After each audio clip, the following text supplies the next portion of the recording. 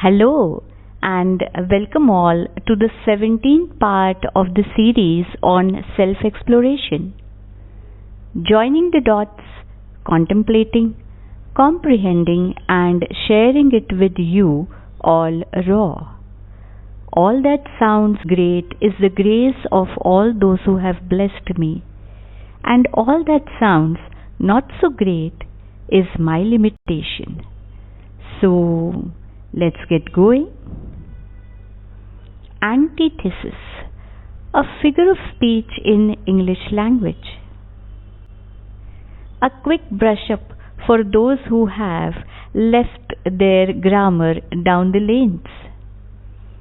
Antithesis is a figure of speech in which irreconcilable opposites or strongly contrasting ideas are placed in sharp juxtaposition and a sustained tension. As we say, man proposes, God disposes, is a classical example of antithesis. We often use these kind of phrases in our day-to-day life. I've started taking easy that I'll never be easy. Or a more common one, we agree to differ. Externally, these expressions may sound opposites. But deep thinkers say that these are not differences. On the contrary, they point towards the harmony and not discord. Little unusual to take, right? Tilopa, one of the most authoritative and renowned Indian Mahasiddhas and the master of Mahamudra and Tantra, says there is no discord. It's only harmony. Sounds little different? How can light and darkness be the same? How can love and hate be the same? Tilopa says, the prior shows the presence and the later the absence. Darkness shows absence of light. Hate shows absence of love. Similarly, knowledge and ignorance, effort and effortlessness mean the same. They just show the two sides of the same coin. Because there is effortlessness, effort comes. Or because there is effort, the other half is called effortless. When the effort in understanding this is gone, it will become effortless. When the effort in some effort goes off, comes the ease of it, the effortlessness. But effortlessness can be achieved or attained by being effortfully effortless. Effortlessness can be achieved by being effortfully effortless. It has to flow. The effortlessness has to flow, and for the flow we need to direct the stream again and again till it learns to flow.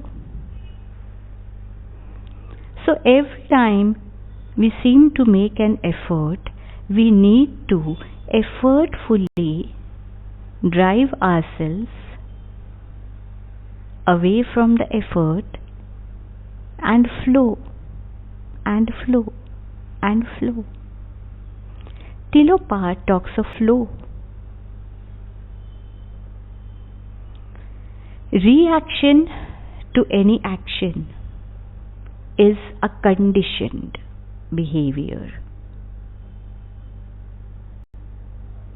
But when this reaction for an action becomes unconditional, unplanned,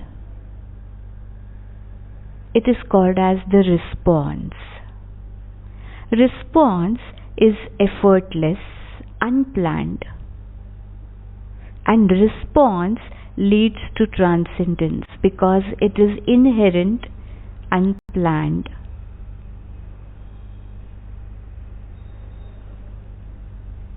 Just imagine we are standing or we are walking and someone besides us suddenly falls down. Won't we give him a hand or help him stand up again with a reflex?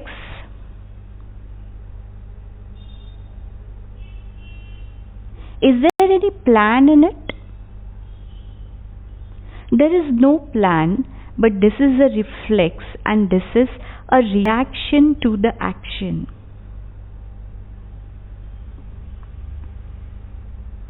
It is a conditioned response. Our autonomous nervous system is conditioned towards this. Just like when something goes in our eye, we shut our eyelid.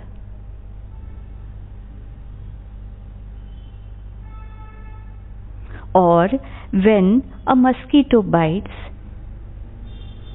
we give a slap without thinking, is an autonomous reflex action. There is no emotion attached to it. And thus, it is not the unconditional response. We may or may not have a very deep feeling for the person in front of us who has fallen down. But we just do it.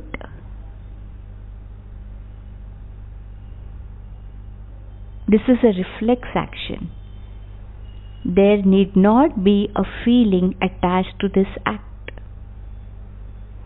Of course, there will be a bunch of people who won't even bother to do this much.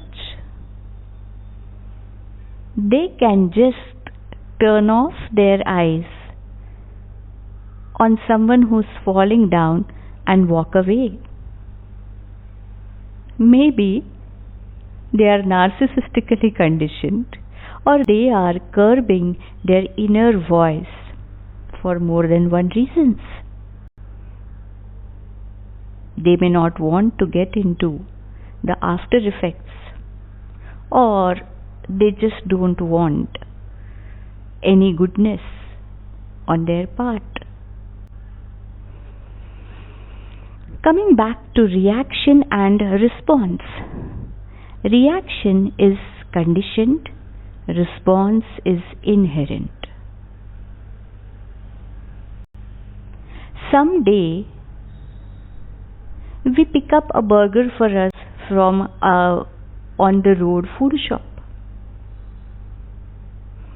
We choose the burger and the flavor and everything, and we walk out of the shop and we see a beggar or a very poor person standing outside the shop with a hunger in his eye which he is unable to hide. He may not be a beggar, but the hunger in his eye speaks to us, and something happens within which is undefinable. And we give away our burger to him straight across. It is that moment when we experience his hunger, his helplessness, and that makes us give away our burger to him without any practical thought, without any conscious thought. There is no planning, no preconditioning, no effort in this, but there is an inherent emotion. That is flow. That is response. After that, we may go back to the shop, buy another burger for us, or on a higher note, we are so full in our heart for that one inherent response that we feel full without eating a bite. This is a response when your system resonates to the emotion. When we intend something and take steps to make it happen, we run a drive, a food donation drive. It is an effort. But when this effort becomes effortless, when it flows, it is transcendence. When I give my burger to the beggar, I am certainly wishing that he eats it. That has an intention in the action. It is initiated in the action, but that effort is effortless, unplanned, instinctive. But when I arrange for some food donation drive, there is an effort.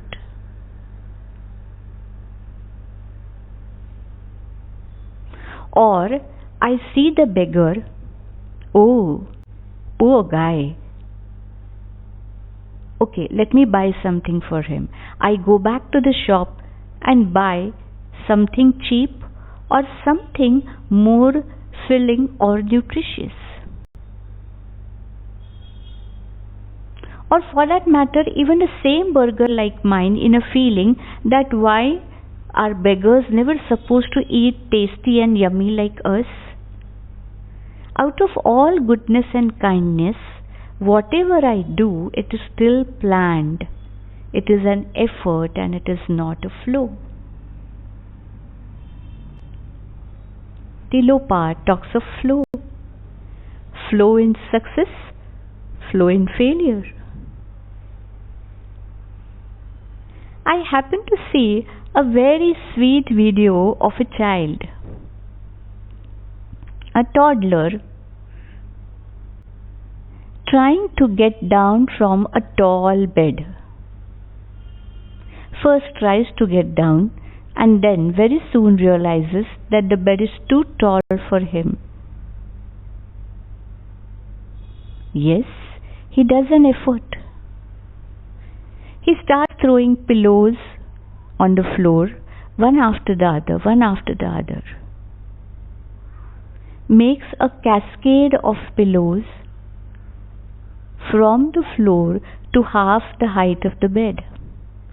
Then very carefully slips down the bed on his stomach, and when his foot touches the pillow, quickly steps down from the cascade of the pillows on the floor and runs away merrily. Yes, a successful attempt of getting down from the bed. Effort? Yes. Effortless? Yes. Just trying to do it. And when he goes, gives a very casual smile. Oh, so I've done it. Had he not managed it? Even after throwing so many pillows, had he not gained the confidence that he can safely land on the floor? What would have been the response? If the child was a Tilopa follower, it would happily keep playing on the bed. Well, I tried, but I couldn't. So what? I'll play on the bed. But if not, it would throw tantrums, it would throw things, it will start crying, it will start calling somebody to pick him up. Who is better then? Tilopa says the former is better because he has the effortlessness which is more important than the accomplished action. He tried to do something with a full heart. With whatever resources he had in his hand, he tried to accomplish an action, but just in case he is unable to, it's just fine. This is the ease in being easy or in not being easy. The acceptance that I am not easy is also being easy.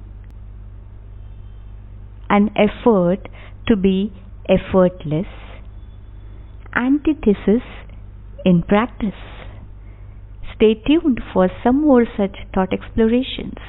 Thank you for joining in.